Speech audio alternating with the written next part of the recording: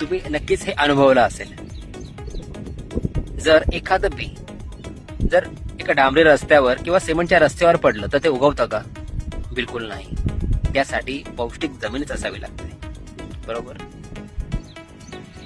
मासा हा पाण्यामध्ये पोहण्यासाठी निपुण आहे, पण त्याला जर आकाशात सोडलं तर तो उडू शकतो का?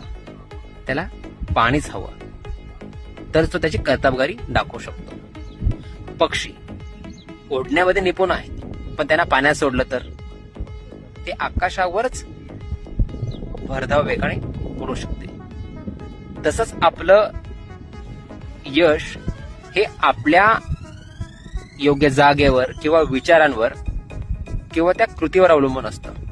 म्हणजे आपल्याकडे कला काहीतरी वेगळीच आहे आणि आपण एका वेगळ्याच दिशेने कार्यरत आहोत, तर ते यश कसं आपल्याला प्राप्त होईल? त्यामुळेच योग्य जागा, योग्य